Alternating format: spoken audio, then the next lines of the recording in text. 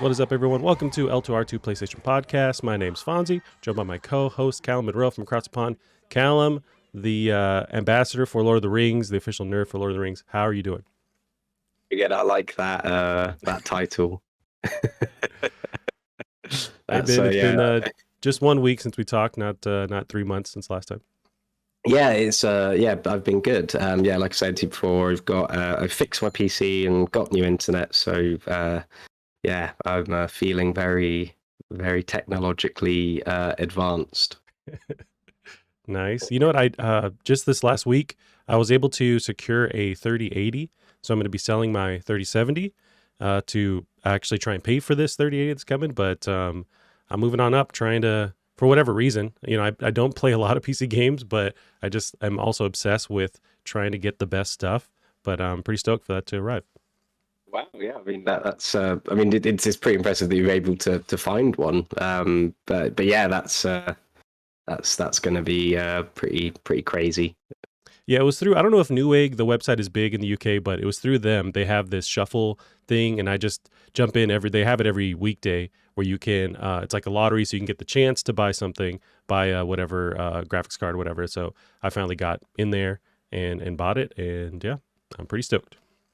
How much was it like a kind of premium price because of the stock, or was it at its retail price? Well, let's not talk about how much it was. It's definitely more expensive than it should be, and it sucks. And the only way is that because your wife's in the room? She'll eventually find out, but yeah, it is very expensive. But I'm able to sell the one that I have on eBay like a piece of garbage, but it's the only way to pay for the thing. But I'm also not like raising the price to something crazy. It's just like whatever the current thing is. But yeah, with Newegg, they're still it's more expensive, but still cheaper than going on eBay. So there is that, and they do a lot of stuff where they throw in. It's not just the card; like you have to buy a motherboard or a SSD. So it raises up the price more. But then I guess you could sell that stuff. But mine came with an SSD, which I'll use. Maybe I'll try and use it on the PS5. I think it's a faster one. So yeah, it ends up being more expensive than it is, but it's also like one of the only ways to get these things at a somewhat normal price. Yeah, I think it was the same with the PlayStation, wasn't it? Whereas some places would only sell them in bundles, but I mean, you're paying more, but you're at least getting everything, for the correct price.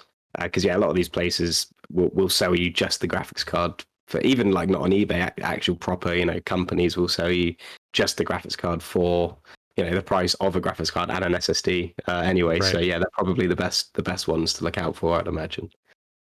Yeah. Now, Callum, before we get into some of the stuff we've been playing and whatnot, Megan and I, my wife, were talking about some stuff we had read online about high school reunions, and I guess the UK doesn't have them. So I want to have at least every week ask you some kind of random question about the UK, so you can fill me in. Does the UK have high school reunions? What about high school graduations?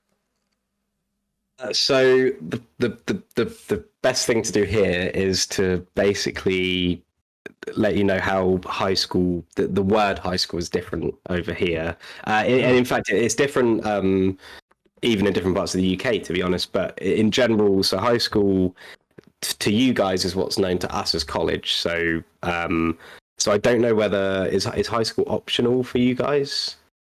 No, for some, but it's like you have to at least get to like a graduation point of high school. But the grade equivalent would be like 12th grade, and then college is the thing that people go to or don't.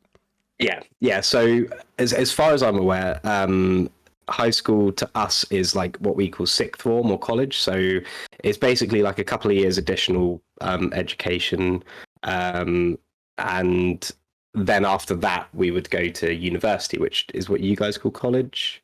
Gotcha. Yeah. That makes sense. So, so we don't. I mean, we technically we graduate from college or high school or whatever, but we don't throw like a party, like you guys do. But we do for university. So when you graduate at like what is it, like 21, 22, or however many years your course goes on for.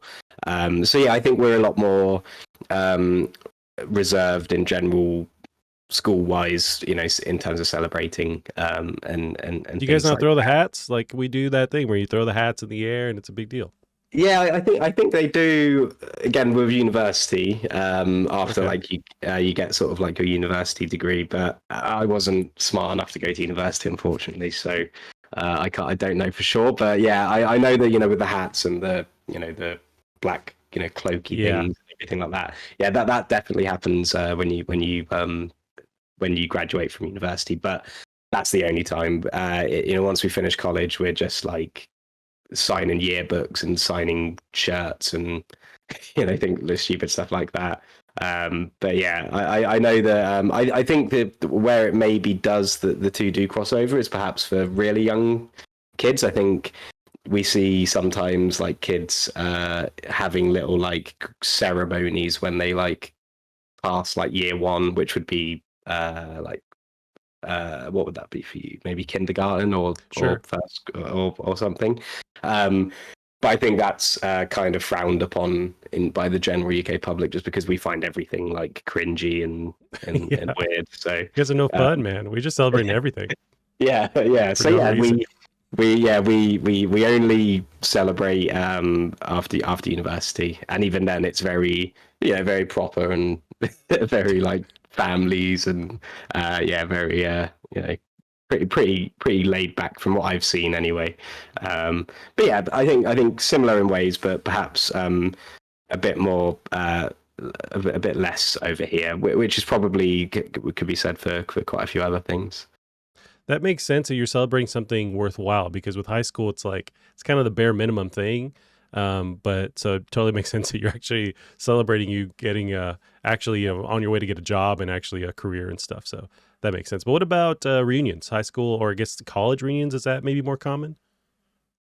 Yeah. Oh, yeah. So yeah. Sorry, reunion. So I don't know, to be honest. I can't say that I would expect it to happen for where I went to school, just Mm, because.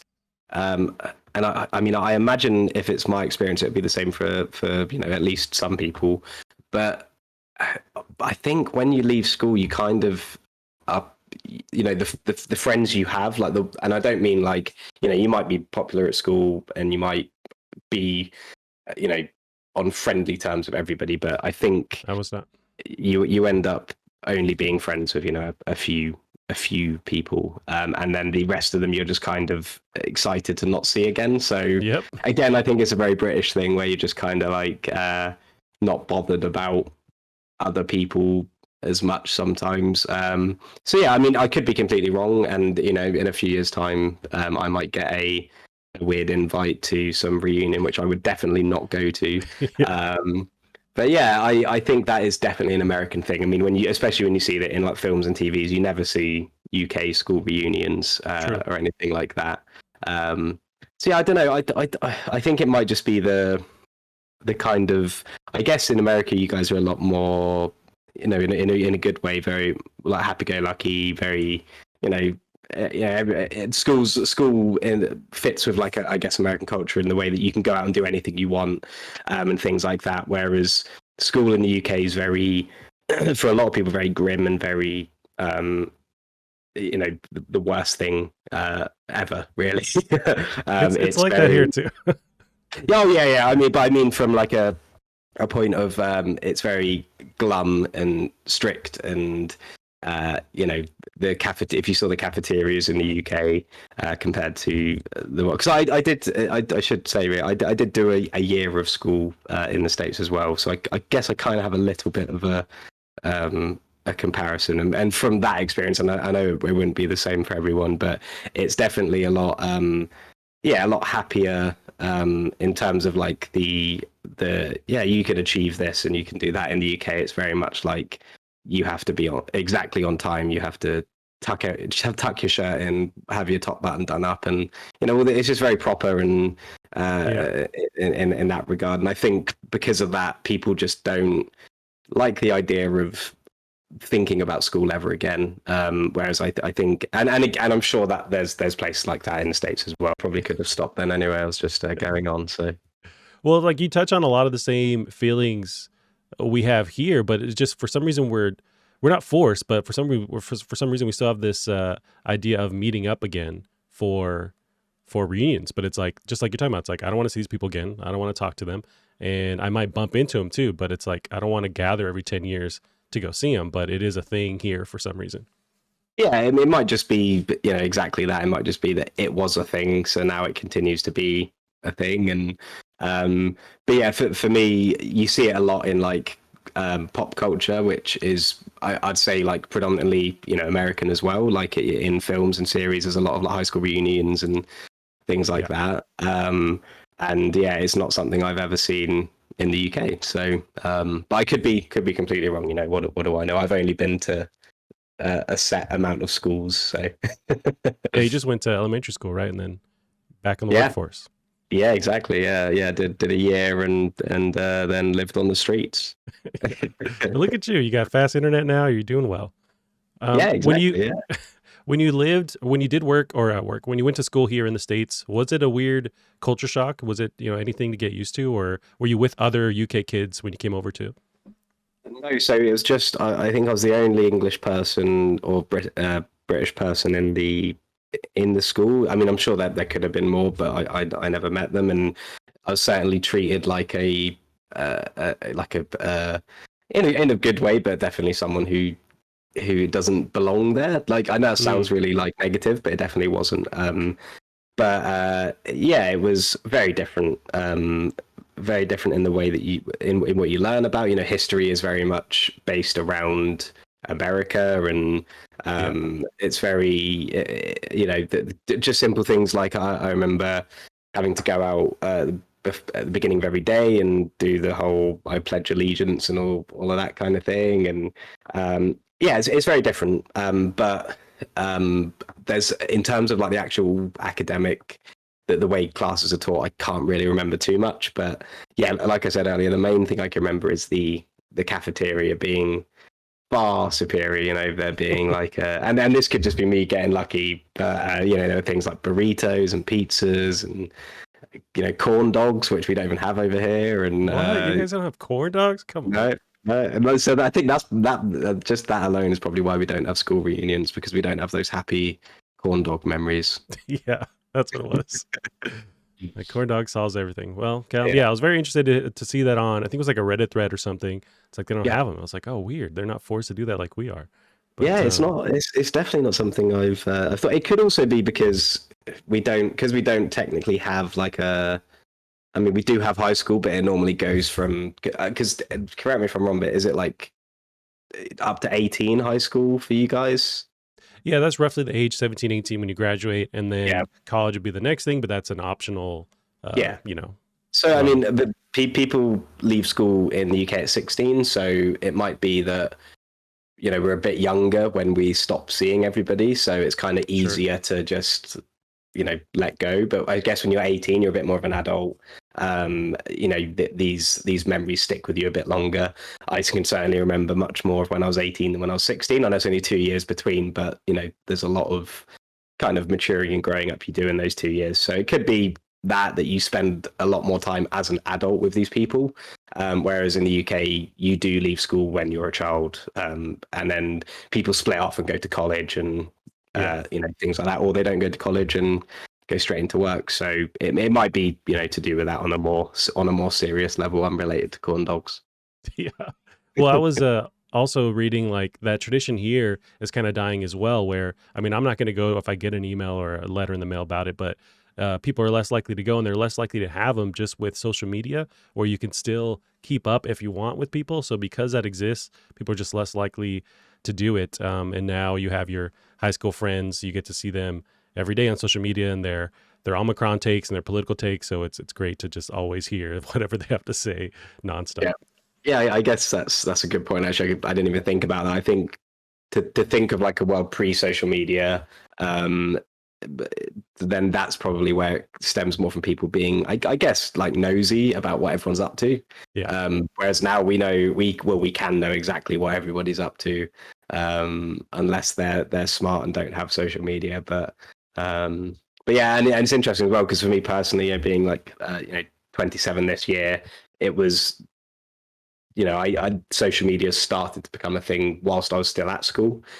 So towards the end of it, so it even was used during that as well. So that means that a lot of my friends list are probably still people who I went to school with, just because they have never gone through and like purged it, which I probably should. Yeah. So yeah, that's an interesting point as well. Gotcha. Yeah. Interesting way of doing it over there. And I would prefer us going that route where we just don't communicate anymore with people from high school and Yeah, whatnot. But yeah. as far as what you've been spending your time over there, I had anything in the docket saying what we're playing, watching. I just saw something about The Expanse ending, and I know that's your jam, that's your show. Did you watch that? Have you been keeping up to date? I didn't. I've seen the first three, I believe, but I've been Mm. waiting to watch the rest with my flatmate who's just been away near you, actually, in Oregon and in Seattle. Oh, really? So I've been waiting for him to get back before we finish that. So yeah, so I'm trying to avoid any possible spoilers or anything like that. Gotcha, gotcha. Yeah, no, it's a big show, and apparently the series is ending, right? Like this is it. Yes, yeah. So it's even more like a kind of, and it's also like I've got these 3 episodes left to watch, so I don't mind delaying it, because as soon as I've watched them, then that's it, and that'll be sad. And also, it's always the end of a series where it's more likely that they're gonna fuck it up and Yep, do something rubbish. exactly. Well, besides not watching Expanse, have you been watching anything, playing anything? What have I been watching? So I said to you earlier, I watched the new Resident Evil film today. Um, I've been watching actually a lot of World War II in color, the documentaries Okay. on Netflix, which has been really really enjoyable. But yeah, other than that, I haven't really been watching much. But I have been playing. Well, I finished Mass Effect, the first one, the Legendary Oh, Edition. Haven't started the second one yet, but yeah, finished that and excited to see how the second one is on this kind of remastered collection. yeah. I was telling you. So I started the first Mass Effect from the Legendary Condition or edition, and I need to spend some more time with it because at the beginning, I'm just not. It's hard for me to care about what's going on for some reason. They're talking about stuff and the Mass Effect relays and these aliens, and I just kind of doze off. And I know if I keep going, I would establish that that connection and care about this world. So it's too early to make any judgment, but it's just I wish it grabbed me a bit more. But I know it grabs everyone, so it's like I got to keep going with it. But I know you love that series. But you completed the first one, and how does it hold up? How does it hold up rather with this Legendary Edition making the changes to that first game? Yeah, it's I mean, as you know, I played all three of them for the first time not long ago at all. And really didn't enjoy my time with the first one originally. I like sped through it, didn't to the point where like I lost a main character who was then not in the second and third game for me. And yeah, I just really didn't enjoy it. But the Legendary Edition is a massive improvement. It still has its moments. It still has the kind of boring side missions and everything like that. But the writing's always been top drawer. Like you said, you say it hasn't grabbed you. I think that's like completely a normal thing to happen. It can happen with anything. Um, but yeah, like you said, it does really grab most people just because the writing is so good, and maybe it's even worth just taking some time to like read through the codex or anything like that. It's one game that I really do find myself just enjoying talking to everybody. I'll actually read the codex entries because they're all so well written, and it's just incredible from that point of view. So to get a kind of remaster that tightens up where it did lack in big ways, like the combat, like the UI, and some other things like that, it's really nice to be able to play it in that way. But yeah, it's I mean, some things are small as well, but they make a huge difference. I mean, things like just adding like hit markers, just to like make the combat feel a bit punchier and a bit less floaty, and yeah, changing the UI and everything. It just does make the game a lot more yeah, a lot nicer, and it looks great as well. I mean, the visual upgrades it's had, they're a little bit wonky in some of the like close-ups and some of the animations, but I think that's to be expected. And if you're a fan of Bioware games like Dragon Age, I think it almost is its own art style that you kind of come to expect. from like Dragon Age Origins from like the similar time and things like that. But yeah, I just absolutely adored it. I'm just really glad that I was able to play it and enjoy it, so I could take my time a bit more and explore a bit more, um, and also having the understanding you have after playing 2 and 3 really enhances a lot of the story moments as well, because it is a really nicely told story across the 3 games. Very, again, we were talking about Lord of the Rings before. There's very similar to Lord of the Rings, where each game has like a whole overarching story, which is really, really interesting, and you learn more and more about it as it goes on.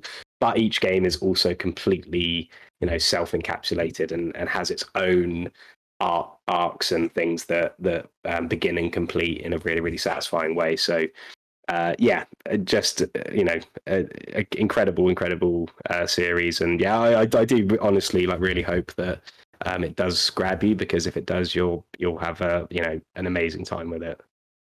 Now, if I wanted to be a piece of crap and skip to the second one, I know that because I've tried that in the past, it lets you autofill or like create what happened to your character in the first one and carries those choices over. Would you recommend that, or is there stuff in that first game that I need to experience and not jump over to that second one? Yeah, I think for sure. I think because it is a very unique game in that your choices carry on, there is a huge amount of personal attachment you get, not just to the characters, but to the entire story. And there are some huge choices you make in the first game that impact the second and third, and really also chisel and build your character and how they act, and how you perceive your own character as well, and all your other characters too. So absolutely, I think it's worth getting through. If it doesn't grab you, I think it may be worth I don't know, like you were saying earlier about looking up like lore for things, maybe trying to just find like a kind of Mass Effect lore just like up to the first game, and try and get excited for that. And yeah, it can be rough. Even the remake, I think the AI in particular is very, very rough, very difficult to get on with, but it's not a very long game. If you don't worry too much about the side stuff and you just rush through the main quest, you can be done with it in like under 10 hours, I'd say. So it's not very long, and also, even when you rush through it, you will eventually end up getting really engrossed in the story, because there are some just excellent bits in it. So yeah, I wouldn't recommend skipping it personally, just because although the second Mass Effect game is, in and of itself probably one of the best action RPGs I've ever played, it's a huge part of like how engrossed I got into it was because of how personally attached I already was to the game and the story and the universe and all the choices I'd made in the first game. Gotcha. Well, I'll give it another shot this week. I think I spent maybe an hour and a half jumping into that first one. I gotta give it a shot, and hopefully next week I'll be able to put in another 10 or 20 minutes or whatever into that first one. Yeah. But Yeah. we'll see. But yeah, I've been playing that. With all the talk of God of War coming out, because it just came out on PC this week, I didn't play it on PC because I already own it on PS5, and decided to just boot it back up again, did the new Game Plus version of it, and now there's that 60 frame per second mode in there. And I'm just remembered how much I love this game. It's just so beautiful. The combat's so fun and addicting. The performances are nuts. The environment is so crazy beautiful. I'm just in love with this game again, but more so because I didn't want to have to buy it again on PC for a game that just runs really well on PS5. Really, I just wanted the 60 frame per second mode. Yeah, you'd get higher textures and stuff. That's cool, but I'm fine replaying it. But do you have any interest getting in this on PC, or just playing it again on PS5? Yeah, it's definitely a game I want to probably replay. I never got all the trophies on it, so that's a good reason to go back, as well as is playing it again in time for the second game. Although I think it did do a very good job of. Most games I play, like Horizon Zero Dawn, where I just forget everything that happened in it. For some reason, I can remember God of War really, really well. So I don't think I necessarily have too much of a need to play it again, but I would definitely like to, especially with the PS5 upgrades, and same for like Days Gone, which similarly, because of the PS5 upgrades, I'd love to go through that again. So yeah, I think perhaps I'll definitely give it another shot at some point, depending on how the backlog behaves and whether on and also I'm sure we'll talk about it later, but whether this new PlayStation subscription service starts and just absolutely ruins my backlog even more. Yeah. Yeah, I also wanted to, because there's the conversation online with the PC version, but my buddy Gavin, who I do the Plastic Cards podcast with, he's playing it on PC for the first time, and I'm really excited for him to get to experience a lot of these PlayStation games because he's just hasn't been able to participate, whether it's Uncharted 4, Last of Us, and Last of Us 2. He's missing on all these crazy good games. So finally he can dip into Horizon, which he tried. I don't think he finished, but God of War has been really on his radar, so he can finally play it. So I just want to get his take in real time as I'm playing it too. But I'm just excited people can play this now. I did pull up some of the news on just the sales on Steam alone. So this is from Benji Sales on Twitter. God of War on Steam peaked even higher today for concurrent players. It's the first PlayStation Studios game to reach 70,000 concurrent players. So God of War has 73,000 concurrent players at the moment. Horizon peaked at 56,000, and Days Gone with 27,000 concurrent players. So it's been doing really well, and it's just great. And like I see a lot of conversation online of people even pushing further, saying like, why not have these games released day one on PC? I really don't think it eats into PS5 or PS4 sales at all because they're just like different. They're different platforms, different players. I think that a lot of people who are playing on PC are going to play there exclusively, and same with console players where they're just going to stick with their console, and it's not going to eat into those sales. And I'm fine with them releasing day and date, but what do you think of them pursuing that? Yeah, I think it probably boils down to it probably means that people are likely to buy it twice by doing it this way. It's similar to like the Final Fantasy ports that have recently come out, the new 2D remakes from Final Fantasy 1 to 6 that people have been screaming about for years and years to come to be done and come to console, and they were only released on phone, and those games are obviously going to come to console at some point. But what this probably means is that people are going to get sick and tired of waiting for it to come to console, buy it on their phone, and then when it does come to console, then they'll buy it there. So it's probably just a purely financial reason to just really benefit off of those people who will, like if I, for example, wanted to, get it again on PC and try and getting a 3080, you might be like, oh, go on and let's see. I've been thinking about it. Yeah, so I imagine if they released it at the same time on both, then you wouldn't buy it twice, you'd buy it on one or the other. So it's probably just a way to double up on sales, I suppose.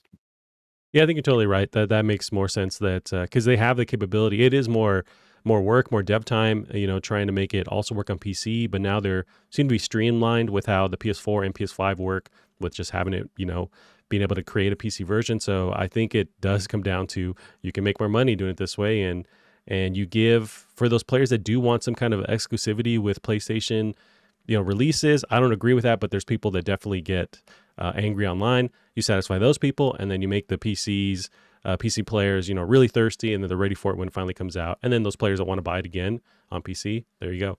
But yeah. So I mean that makes sense when you think about it that way. It's just Xbox is going the other route where you can buy it on PC or get it on Game Pass, and they're still top of the list with like Halo Infinite was still up there on Steam, and same with Forza 5. So that was with the Game Pass option. They're still buying it on PC. So it seems like different ways to tackle it, but you're still making tons of money. I imagine Xbox is still making money even though Game Pass is out there. Yeah, and also, I mean, I just using like Gavin as an example, I don't know whether this would be true or not, but if he played through the new God of War on PC now and loved it that much that he couldn't wait to play the sequel, then he would have to buy a PS5. So it's it's a way of enticing people into the series as well. Because it's no, God of War's been out for a while on PlayStation. There's no denying that the reason it's come out now on PC is because we are so close to the sequel. Right. Yep. I'm glad people are playing it, and it's just gonna create more hype for Ragnarok, like you're saying. And playing this, I can't wait for Ragnarok. I'm super duper excited, and just having a blast playing this game again. It's been honestly a while. Like I was looking through my saves, in 2018 was when I last stopped playing it. And I carried over. There's a Game Plus mode where you can carry over your XP, the currency stuff that you've earned, even your actual like weapon upgrades, armor upgrades. You can carry that over and just keep playing. Although you can't continue to unlock like newer abilities. So that kind of, even though you transferred your stuff over, it's like if you maxed out your character, which I did, it's like you can't really improve it that way. But I guess you can keep collecting stuff, which I'm trying to look for all those damn like the crows that are just like hidden everywhere, trying to go collect all those and all the different trinkets and stuff that I forgot. But yeah, what a great game, and can't wait to jump back into it. But yeah, Cam, we'll continue on some other news here. Some little tidbits. We got Corey Barlog says Sony's own studios push to get PlayStation games on PC, as we're talking about games coming to PC. This is from Game Informer. God of War 2018 director Corey Barlog spoke to Game Informer this week, saying, I think it was a collective of studios all over saying this is a really good idea. We should be looking into this. Eventually, I think it reached the tipping point when we had sent so many suggestion box suggestions that they were like, I'm tired of hearing all this. Fine, we'll do this. Barlog also said they had no idea if the arrival of God of War on PC might mean its upcoming sequel, Ragnarok, would jump from PlayStation to PC any faster. But this was kind of going online. How do you feel about the reason, at least publicly, why PlayStation decided to take PC releases more seriously was the studios collectively asking them to pursue this? Yeah, so I mean, I think it's, again, for similar reasons we just said. I think you can see why people want to branch their titles out to more audiences or to more people. I think it's also just nice to have your game experienced by more and more people. The people actually at the studios don't as much as people probably think they do. I imagine they don't get involved in the weird rivalry between different platforms and everything like that. So I'm sure people just want their game to be experienced by as many people as they can. I agree. Yeah, that's good that they, maybe if that was the actual reason, they were listening to the studio saying like, hey, we want to have it done, and they're like, they'll look into it. But that's a positive if PlayStation does have that really good connection with their studios to listen to them and actually take their feedback into consideration, but also through the machine of marketing and actually what makes business sense for them. But that's good if that really does work, that they can collectively say, hey, we want this thing done. So let's move on to the next one here. There's some drama with Troy Baker. I don't know if you followed it online. And it seems like every week there's NFT stuff. And this week there is also NFT stuff. So Troy Baker's in some heat after announcing his involvement in @VoiceFirstNFT on Twitter. VoiceFirst is a platform for audio-based NFTs, including involvement with other voice actors and celebrities. It allows creators to sell the rights to an AI voice generated by them to be sold individually to anyone for whatever use they want. So I have his actual tweet here, just announcing that he was participating in that. I think a lot of the hate he got was how he kind of crafted some of the, almost like getting ready for backlash. He says you can hate or you can create. What'll it be?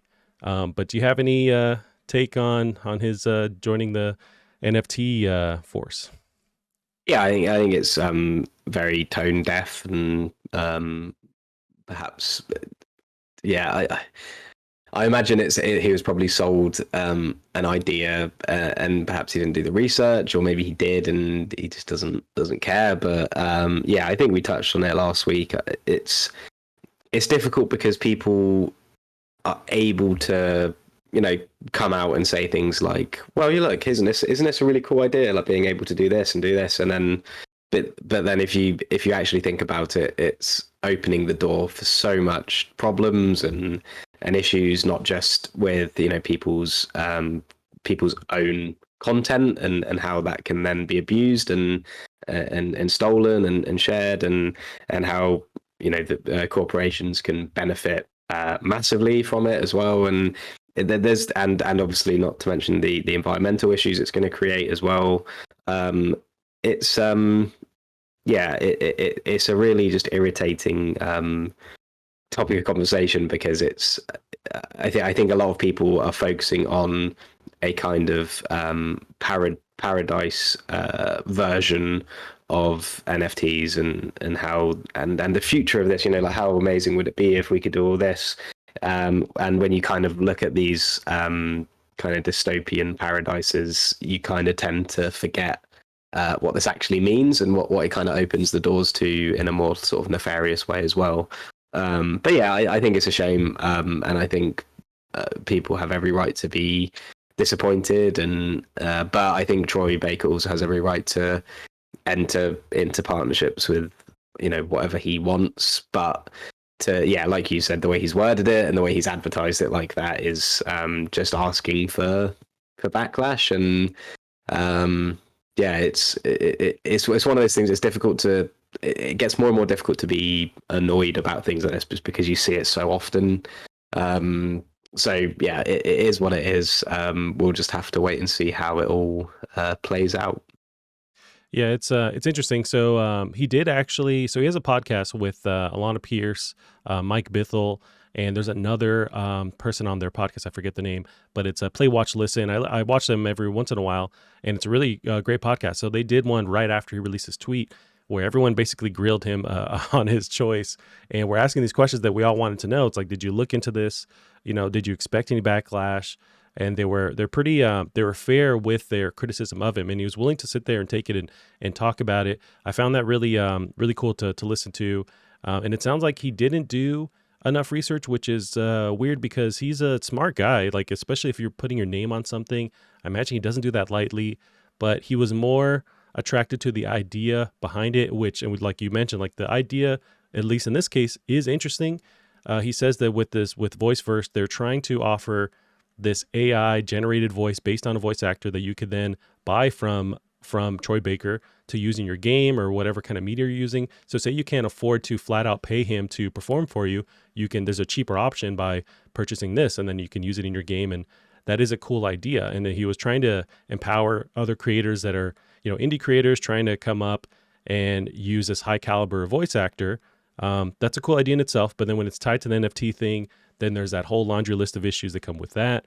There's also, and they also bring this up where it's like, that means somebody can have you generate whatever they want you to say, like however controversial, whatever, however crazy it is. And his comeback to that was like, they can already do that. People can clip YouTube videos together. There are other AI generated programs that people can just throw your voice into it and create it.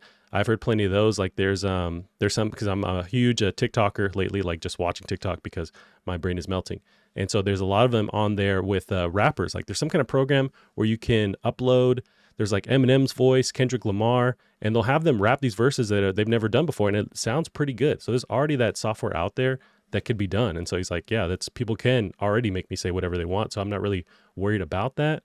But it's just I highly recommend listening to it because they do grill him for the same amount of questions that we'd have for him and wondering why. And he, responds to it, but he does seem to continue going forward with this. And he's getting a lot of hate, and at least he's willing to answer questions and talk about it. And, seems like if he does decide to change gears, it seems like he's willing to do that. But it's just every week there's something like this. And you think that people would understand that it's always going to be more negative than positive, but people are still jumping in. Hey, must be getting a nice big paycheck out of it then. Yeah, that's might be what it comes down to. But yeah, that was just taking over the internet. We'll see, how people continue to react and how his reputation continues. I'm sure he'll be fine. Like it's, he's Troy Baker, and we'll see what happens. But yeah, and I've seen like I see a lot of people, saying things like oh, but you can already do this. This has been around for ages and things like that. Like the AI voice thing. And yeah, I think I've seen the thing you're talking about. But the problem is like because those things exist, it doesn't then mean that this NFTs as a whole is becoming massive. We don't see games companies themselves advertising the fact that they're going to have AI voice used or whatever already exists out there that is comparable to NFTs. So it's obviously becoming much bigger. So it's accelerating what already exists. So to kind of sit back and be like, well, look, it already exists. Why does it matter?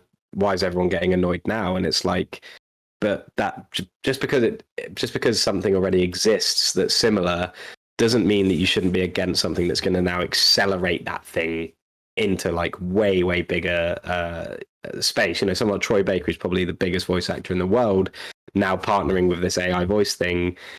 It's like like Tesla. Like electric cars existed before Tesla did, but people would now if you asked, the general person on the street, they would probably think Tesla were the first electric cars. Right. It might already exist, but this is dangerous in the fact that it's going to bring it into like a huge space and make it a lot more popular. Yeah, I know what you mean, where the answer to the criticism can't be like, well, it's already being done. Like, I don't know what you want me to do. It's like, oh, well, what about your answer to all the issues that are tied to it? It's like, well, somebody's already doing it. It's like, okay. But it's definitely not going away. However people out there feel about it, it's something that will continue forward. And I also think it's almost like now, like the floodgates are open where a couple of companies and people started coming out, got a lot of negative backlash. But I think because now so many people are jumping in at once, it's for the people who are really negative on it, it's hard for them to kind of keep track of who's doing what. So now it's just like everybody's coming forward and it's kind of pushing this as the new norm. And yeah, it's just, we'll see if it changes life to a positive way as the people that do our proponents think it is, or if it's going to, be the next thing that's also bringing the world down. I don't know, but it is happening. All right, I'll move on to the next one here. We got Sony is pulling PS Now retail cards from UK retailers. So this is happening in your backyard. It's from VentureBeat.com. Gamers in the United Kingdom will no longer have the option to buy a subscription to PlayStation Now at UK retailers. Beginning Friday, January 21st, retailers in the country will have to pull PS Now cards from their shelves. This is according to messaging that is going out to stores like Game this week. But a recent report out of Bloomberg claims that Sony has plans to merge PS Now into PS Plus. The idea would make everything PS Plus while offering different tiers. The move to end PS Now subscription cards is potentially a step on the path to that eventual merging. The current rumor date for Sony's Game Pass competitor, which they're referring to, is set to launch in spring 2022. Do you think this is pretty much, confirming that this is the way they're going by pulling these cards out of retailers? I think it's got to be. I think it's weird that they've done this before announcing anything. It's kind of they're kind of like doing it just like hoping nobody's watching. I think it's obvious it was gonna happen. I think PlayStation Now is definitely, it's a great service. Don't get me wrong, but it's never in the conversation anymore. So I think it makes sense to just merge it and sort of see what they can do there, and then have maybe like a tiered system for PlayStation Plus membership, similar to how Xbox do it. We'll see how it works, and it's definitely odd to kind of remove these things before we even know what's going on with it. Yeah, it's strange, and I think they're just getting ready for this eventual announcement. There's also rumors, nothing concrete, but people keep saying online that February might be the next big PlayStation stream announcement, so maybe they could announce it there and then get ready for that spring launch of the service. But the next couple of articles that I have ready all relate to this possible service. But so we have PS5 backwards compatibility for PS3, PS2, and PS1 games teased in patent. This is from PlayStationLifestyle.net. Renowned Sony engineer Mark Cerny has reportedly filed a patent that would seemingly allow the PS5 to play older games via backwards compatibility. Specifically, the patent describes a method to change the clock frequency of a console's hardware. This would allow the newer system to run an application that is meant for an older version of the system by synchronizing the processor's operations, potentially making the PS5 backwards compatible with the PS3, PS2, and original PS1. Cal, if they can nail this, and there's other article or stuff that's been happening today that seem to confirm it's happening, how do you feel about them finally bringing backwards compatibility, whether it's streaming or digital download or like actual disc support? Yeah, it's very exciting to if we can get this. I think I've said before, having one of the new gen Xboxes fairly recently has made me realize how nice it is to be able to just buy anything really. I can go on and I can buy an original Xbox game, a 360 game. Both those generation games also included on Game Pass, so it's very like empowering, to be able to choose from that many generations. It's definitely, my opinion's definitely changed on it. I used to be of the mind that if you want to play a PS3 game, then just get a PS3 or whatever. But I think now, I've kind of realized how that's kind of a pretty stupid take, and it's definitely nice, especially when you have things like FPS boost and things like that to just enhance the games. It's great for everybody if they can work this out. Yeah, and it is increasingly hard to do that, to go that route of, just buy a PlayStation 1, PlayStation 2, and the disc. As those things become more rare and the actual media becomes more rare, it's just super hard to do. And that's what I've had that same idea before. It's like, and I've collected those over time, and I still have them if I want to play them. But it's so much easier, and Xbox has shown that, where if you can just download the game or stream it through Game Pass and their service there, it's like it's so much easier. And then you're having people buying these games again, which would benefit Sony as a company. So it's like, why not? But I get it; it's more of a technical issue, less likely with the PS1, PS2, but the PS3 has that damn cell chip, which makes it hard to put anywhere else besides the PS3. Seems like they've understood how to now move those over. I don't know how the adjusting the clock speed fixes that, but that is the scuttlebutt. That's what this patent is referring to. But as far as this morning today, so I have this tweet from Andy Robinson, and he's from VGC.com, saying PS3 game listings have started appearing on the PS5 store. So they're up there. I don't think you can purchase them yet, but it's already starting to move towards supporting PS3 games, which is the hardest ones in the backlog to bring over. So it might be happening very soon that we can start to play this entire backlog, maybe just digital only. I don't know, but at least that's something. If it's digital only, because then I won't be regretting getting the digital PS5. True. Because that's how yeah, I mean, I'm already feeling it with the Xbox, not being able to go out and buy like a 360 game or an Xbox game, right, or anything like that. But so hopefully for me, then at least I won't have to sort of regret not getting the disc version. Yeah, and I think they'd have to support both physical and digital because, yeah, I mean, you have now a SKU, a type of PS5 that only functions on this, only functions digital, and you have the PS3 games showing up on the PS5 digital store first. So it seems like maybe they'll only even like support that and not actually having the disc being read on the PS5. Maybe that's more of a technical hurdle with the equipment that's in the PS5 not being meant to read these older discs. Maybe that's the way that they'll actually pull it off. But it's exciting because there's some PS3 games that I do, think about playing every once in a while. And I think with a lot of people, PS2, PS1 games. So I'm very excited. And it seems like it's all happening very soon. Yeah, and I think you'd have to imagine it would work. I mean, I could be, completely ignorant here, but with the PS3 using, and at the time it was quite revolutionary, the fact it had a Blu-ray drive.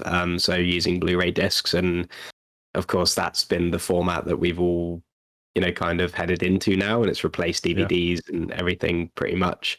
So hopefully, PS3 games being on Blu-ray discs should make life a bit easier in that respect. But I could be completely talking out my arse there. That's what we do here, Callum. Yep. All right, Callum. Cool. Well, we'll keep watching that. We'll get the next one here. PS5 shortage has reportedly... I'll back up here. PS5 shortage has reportedly led Sony to make more PS4s than initially planned. Nailed it. It's from IGN. To deal with the ongoing global PlayStation 5 shortage, Sony has allegedly decided to produce more PlayStation 4s than it had initially planned to help fill the supply vacuum and keep gamers within the PlayStation ecosystem.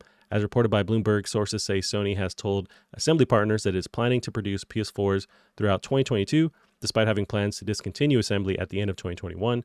This strategy would add roughly 1 million PS4s to help with the fact that it can't produce enough PS5s due to the global chip shortage. Callum, how do you feel about more PS4s out there in the wild?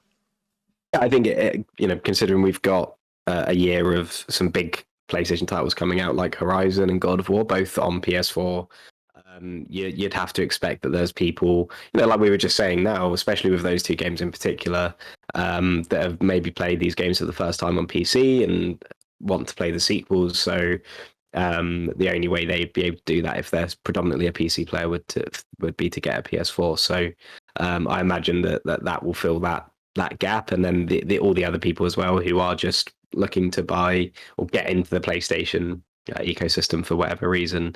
At least it gives them some way to do that. And we've mentioned before the games like Horizon and I'm sure God of War look fantastic on PS4 anyway, so it's not like these people are really going to be massively missing out. It's kind of like just a means to an end, I suppose. Now we have this current year that we're in right now does have that backwards compatibility or support with PS4 games. You mentioned God of War and Horizon confirmed to do that. There's Gran Turismo.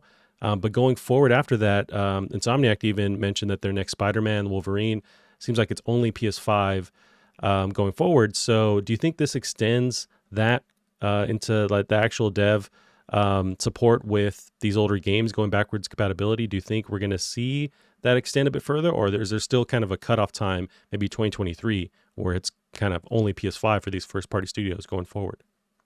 Yeah, it definitely gives them a difficult choice to make, but yeah, I guess a lot of these games might already be in the pipeline, so I guess these decisions will be getting looked at. But yeah, it's definitely going to make life difficult, but also hopefully they could have perhaps predicted this as well and kept their options open.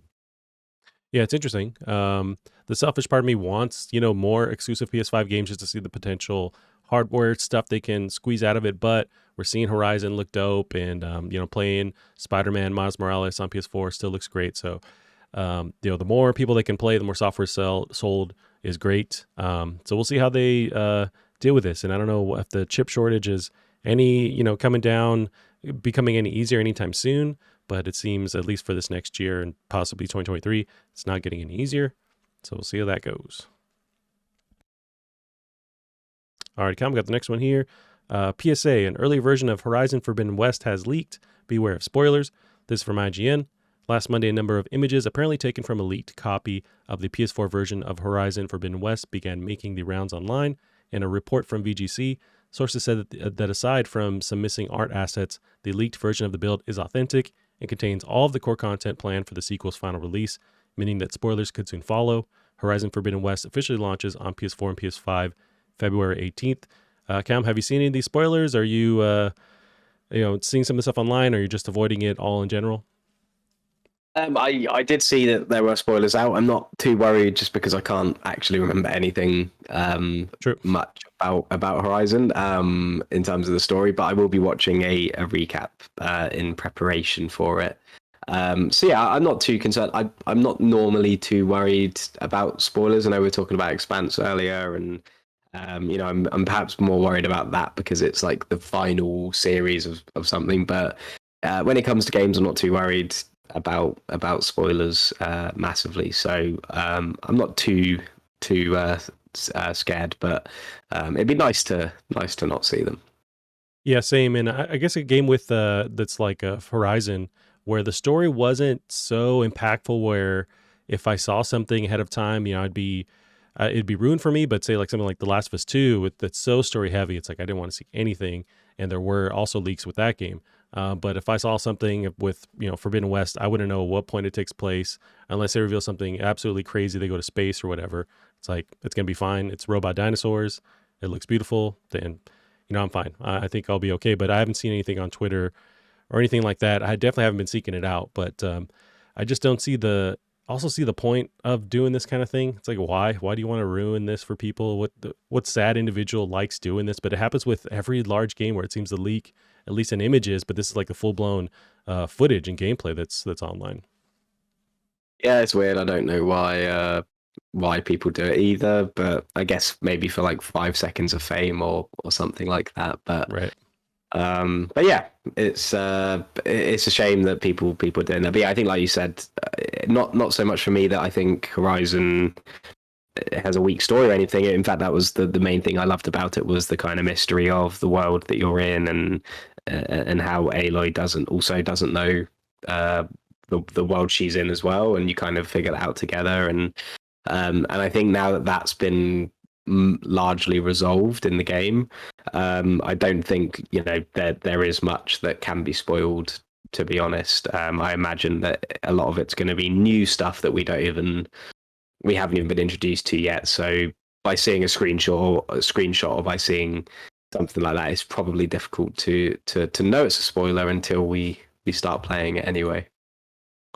Yep, I'm very excited for this game. I'm watching footage, have it posted up right now as we're talking, and I kind of can't believe that the game is going to look like this. Apparently it is, but it's just so beautiful and like crazy highly detailed. Like, how does it run at all if not on like a 3090 or something? But I'm just super duper excited because this looks amazing, and yeah, I can't wait. Good luck to the PS4s out there that are still like the OG PS4s that take off into flight. Good luck to those that are going to be running this game, but apparently it still runs on those.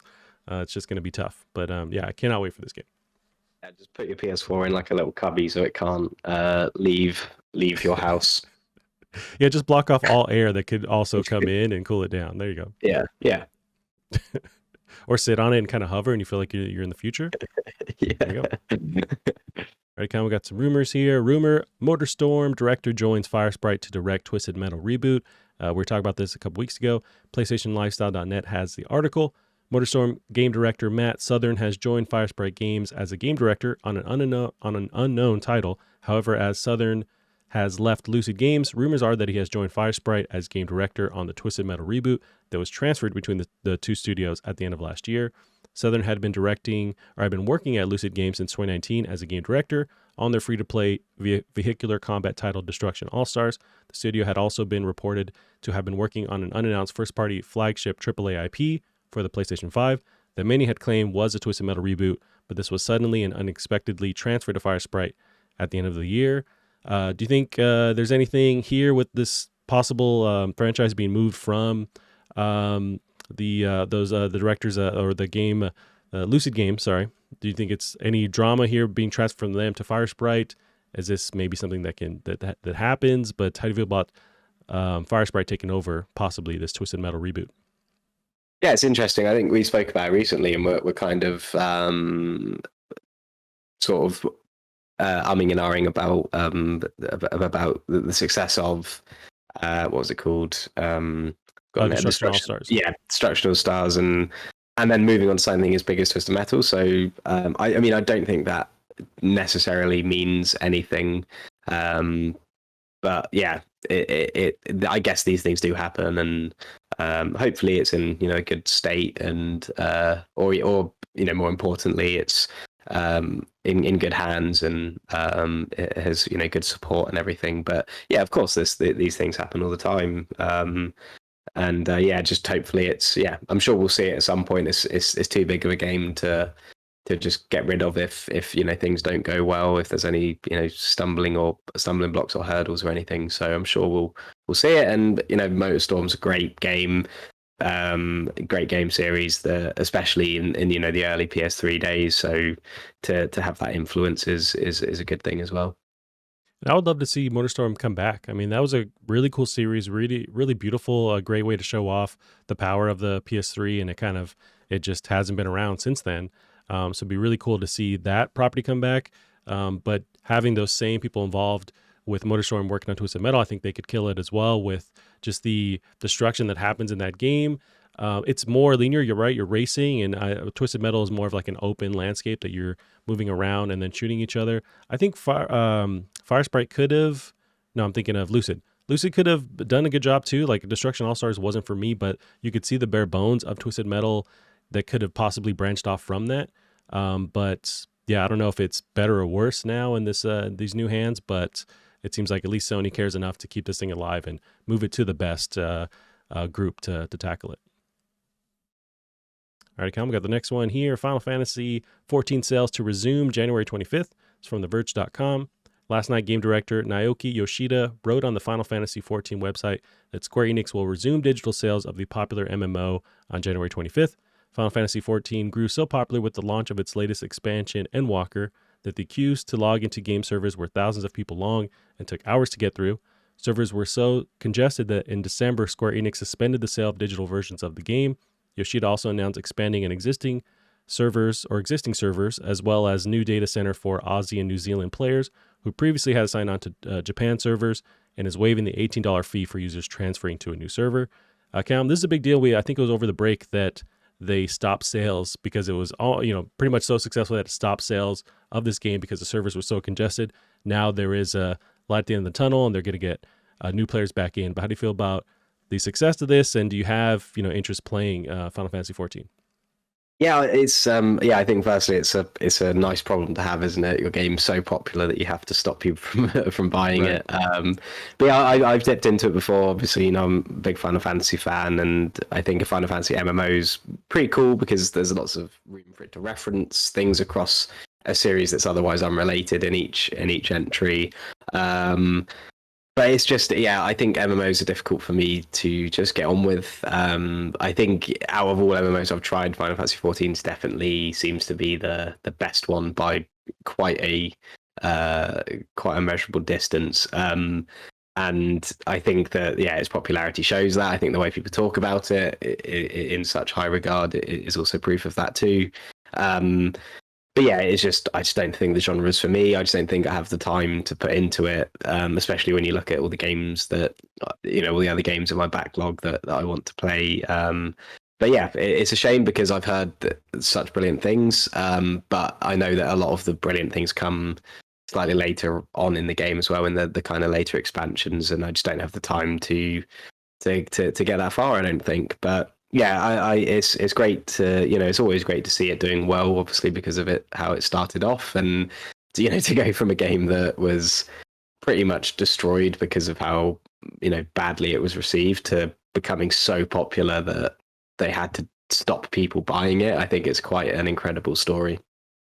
Yeah, it's nuts. And yeah, good on them. And they're working on servers and expanding that. And some good news for those Final Fantasy nerds out there. So we got the next one here, Callum. Xbox boss Phil Spencer wants your banned players list to follow you everywhere. This from PCGamer.com. Xbox boss Phil Spencer recently spoke to the New York Times about the state of the industry, and a big topic was harassment. Spencer made it clear that Xbox doesn't see itself as a free speech platform, and understandably detailed the current processes and how Xbox accounts allow Microsoft to be pretty comprehensive when it chooses to wield the ban hammer. This outlines Microsoft's current attack against online abuse within their platform, but Spencer goes on to imagine a future with cross-platform bans. It says, quote, something I would love us to be able to do, Spencer says, this is a hard one as an industry, is when somebody gets banned on one of our networks, is there a way for us to ban them across other networks?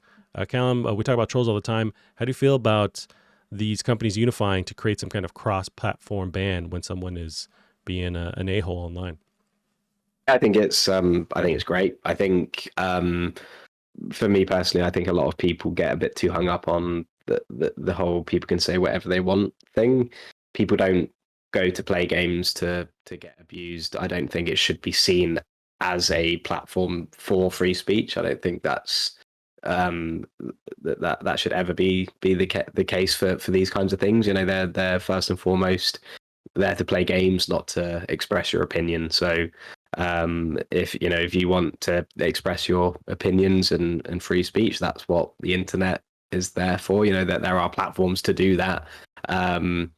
So yeah, I think it's a good idea to try and cull these kinds of people from the games we play, and yeah, I think the harsher the better. Yeah, it's interesting where I think at face value, the idea of saying it's kind of a maybe controversial statement, but Phil Spencer saying that they don't see themselves, Xbox, as a free speech platform might bring people up at arms because, okay, you're going to limit what people can say or control what they can say. But they are a private company. We have that argument online all the time with like Twitter, Facebook, when it always comes down to when you're hateful. I mean, you can say whatever you want on there, but when it becomes hate speech or you're targeting someone or attacking someone, then it's like there's just no place for that. And they have this ability to control what's going on. Maybe that opens the floodgates to other stuff that they can control the conversation, but I don't think that's going to happen or what's happening. It seems to be targeted for hate speech and people that are just being a-holes, on these platforms and in chat rooms. And I support that, and they have that ability to do that. And you're correct where it's like you can go elsewhere if you want to be crazy and say whatever you want to say.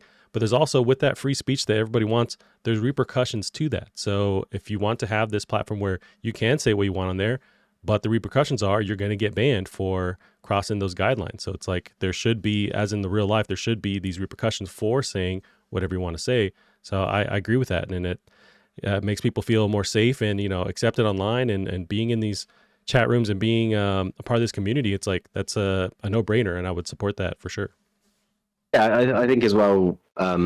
It's obviously a very complicated topic, especially when you look at things like Twitter, which is literally there. It's like a micro blog to say what you're thinking.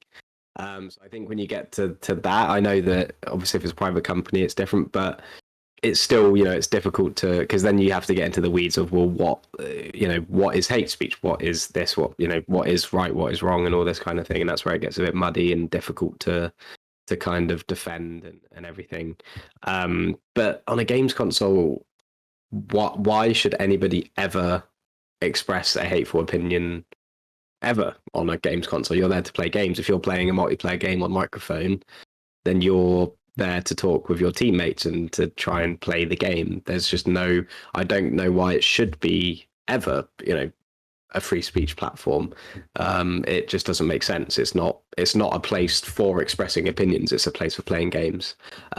So yeah, it makes complete sense to me. I think he was correct in coming out and saying that, and I think it's a brave thing to say, because I know that a lot of people, as soon as just the words free speech are said, people just come out in arms about being like oppressed and all this rubbish. But yeah, I think it's pretty like obvious that a games console isn't a free speech platform. Why would it be? It's not a platform of speech at all anyway. It's a place to play games, and sometimes you play those games with other people, but at the end of the day, you're still playing a game with that person. You're not having a debate. You're not expressing your views to the world through those games. So yeah, I think it makes complete sense. And I would like to see if this is implemented. Hopefully, it's enough to scare people that want to come at this from an attacking kind of way, where because I've seen plenty of like stills, and then just people post about how they'll end a game, and it's always like Call of Duty or Halo or something, and someone decides to follow them and send them a private message saying, criticizing them how they played or attacking them, but like taking time out of their day to do that, to attack this person. It's like there's got to be repercussions for that. And hopefully this would scare people enough to like not do that, to not be a-holes. It's like, if you want to have this courtyard where we can all play the same game, that's cool. But if you start punching kids, it's like, you got to go. It's like, that's a fair thing to ask. That's like the bare minimum. It's like, then people can't follow that rule. Okay. And if you can see the level of what you're risking is so big, that would hopefully stop you from being an idiot on there. Yeah, it's just, I mean, everyone's just are basically grown babies. I mean, yeah. It's like when you see like a little kid playing with a toy, and they're like being, they might be hitting somebody with a sword or something, like a toy sword or something, and you take the sword off them, and then they kick up a fuss, and it's like, right. And it's just the same thing. It's exactly the same thing. Like, people have the same baby brains, it's just unfortunate that they never get to kind of grow out of that. Yeah, it's annoying, and that's the internet in general. And it's also tied to anonymity, where you can kind of hide behind, a weird thumbnail, or people just don't know who you are. They're not saying it to your face, so they feel like they can just get away with it and say whatever they want. But I'm hopeful that something like this would scare people away enough to not do it. I'm sure they'll find, that's one thing. It's like, they're super intuitive, although they're really dumb at the same time. But these trolls are super intuitive to find the next thing to go and follow you and hate you on that. So it's just always going to be this cat and mouse chase that goes on. But hopefully this is enough to scare people from doing that. Well, Callum, we got it. End of the show here for the news stories. We can end it there. Where can they find you online? I'm on the free speech platform that is Twitter at Bear Monroe. Awesome. You keep up with the show as well on Twitter at PlastiCartPod. That's it for us this week. We'll see you next week. Bye-bye. You're too late. I've already summoned Meteor. Okay, let's go.